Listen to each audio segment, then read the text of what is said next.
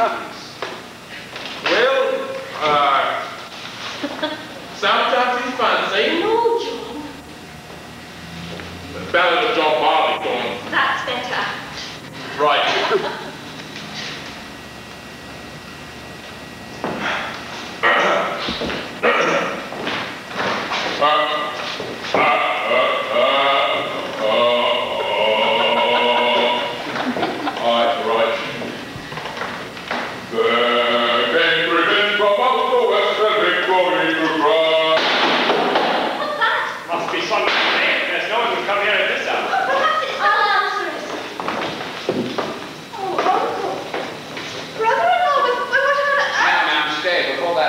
You will hear me. You won't, I don't.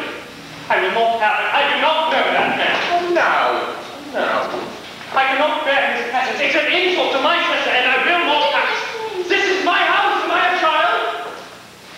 This will drive me mad. Who is this man? It's Nicholas's uncle. Calls himself Ralph Nickleby. Ralph Nickleby.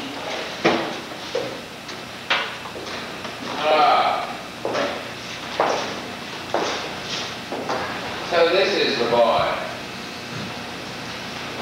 Please come in, gentlemen, and miss. Ralph Nickleby.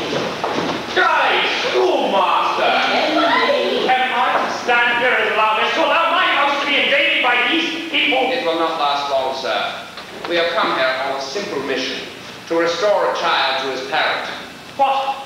His son, kidnapped and waylaid by you, with the base design of robbing him someday of any little wretched pittance which he might inherit.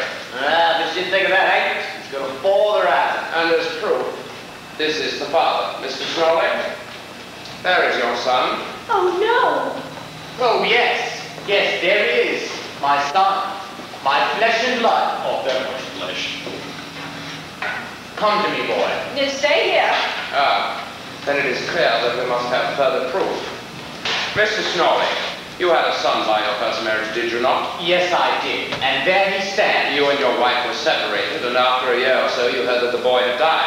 Yes, I did. And now the joy of... Whereas, in fact, you have discovered that the boy's death was an invention by your former wife to wound you, and that the boy had lived, but was of an imperfect mind, and she had sent him to the school of Mr. Squeers. Now, is that not so? You speak like the good book, sir.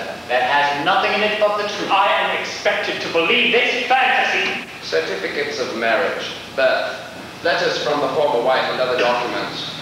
Perhaps you would care to read them, sir. Barrington, please help me look at these. Well, sir, seems you'd be reunited with your son. Ah, what a blessed moment. Sir, I knew the moment you brought him to my house. I felt at once a tingling, a burning, and a palpitation. Oh, it's the parental instinct, sir. That's what it was, there's no doubt. My heart yearned. Just shows what nature is, sir. She's a rum one, nature. She's a holy thing. I'm afraid there's little doubt about it. Everything's in order. It's a shame to say, but it's so. Oh, Nicholas, this can't be true. Sir, if you are the father of this boy, then look, sir, at the wreck he has become. And tell us if you plan to send him back to that vile den my brother took him from. Vile den? Do you know, Mr. Nickleby? Now, there's a carriage waiting. Everything is proof. Let's take young Master Snorley and be gone. There is.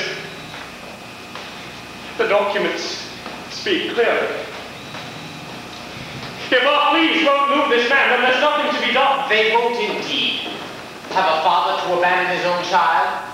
Come, son, the coach is waiting.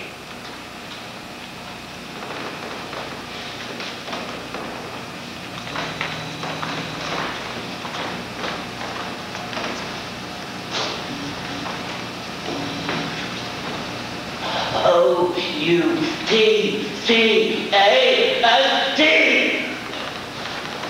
Called out. Hold it. No! I won't go away again. You hear that? Smike has chosen for himself. Oh, this is cruel.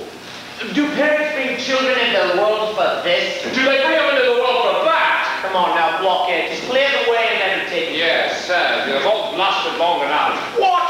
Blockhead? Gloucester? Oh, I tell ye,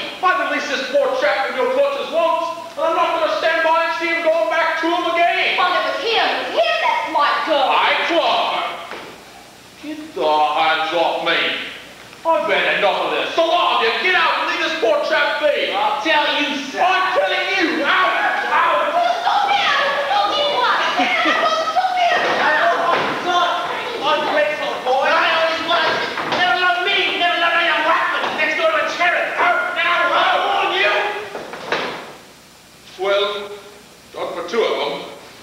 You'd best be getting to your carriage too, sir. And you, Fanny. You. Hey, Fanny, me eye.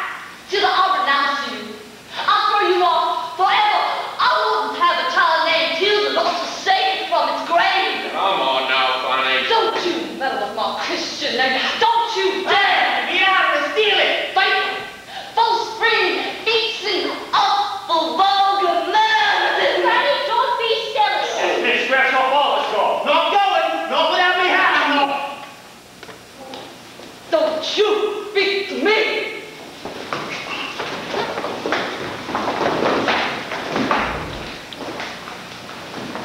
Oh, have you knuckle boy.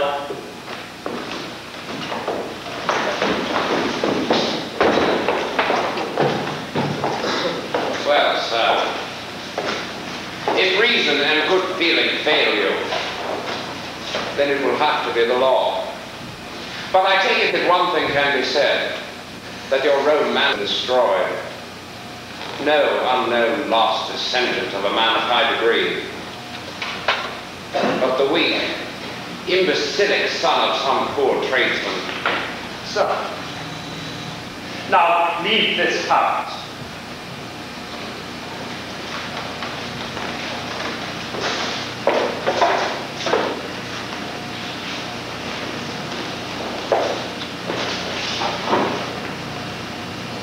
I know you, sir. At least, do not delude yourself. I know your nature. Ma'am, good night.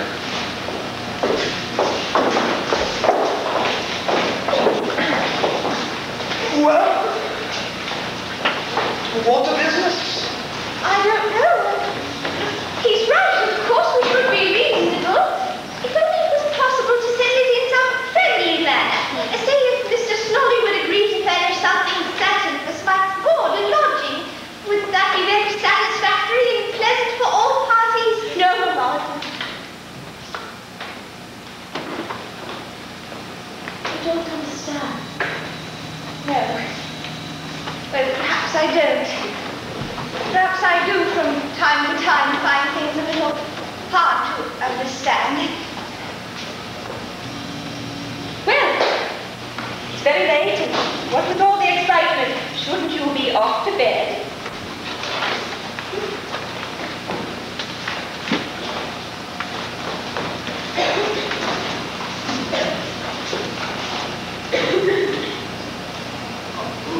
Very grateful.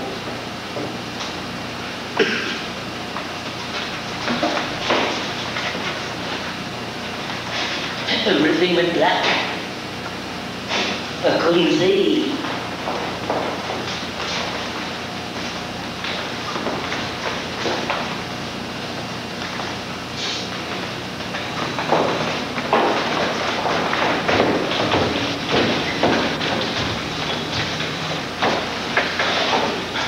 Well now. Don't this call for a celebration? Come on, gentlemen. Sir. Yes, please. Frank?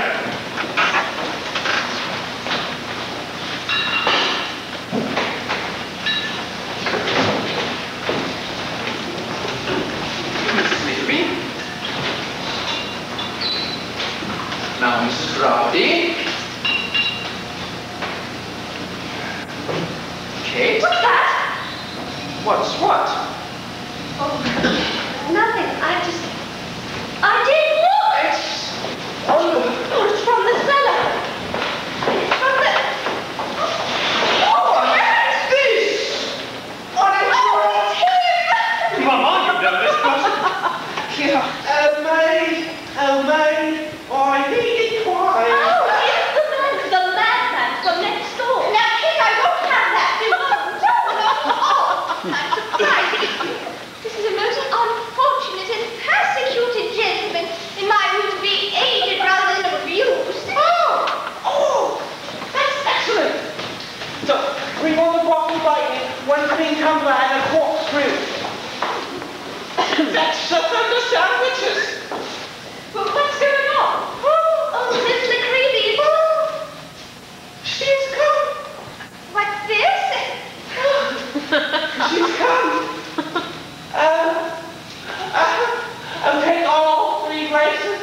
All 9 muses melting down at 14 in the Biscuit Bakers office of Oxford Street and make over with half as lovely.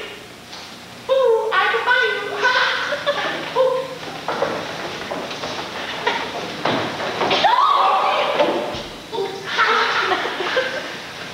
He, seems to have changed his mind. Nonsense. He's mistaken me, that's all. It's often so.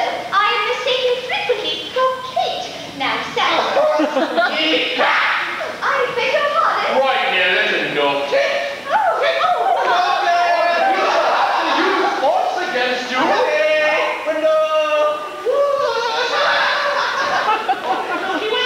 I am your puppet and your slave.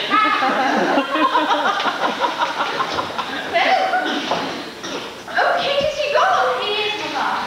Kate, how dreadful. What is that?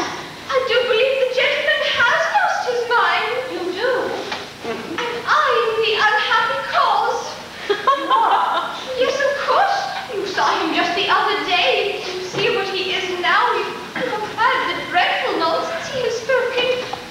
Oh, can anyone doubt that he has gone quite mad? And it is my refusal of him that has made him so. And with this, Mrs. Nickleby turned tail and, apologizing to her guests, went off to bed. And the gentleman soon came back, the old man having been returned to his custodian. And Joel and Tilda, having to depart tomorrow morning, took their leave with many thanks and invitations, if ever in North Yorkshire to drop by. No, Yorkshire.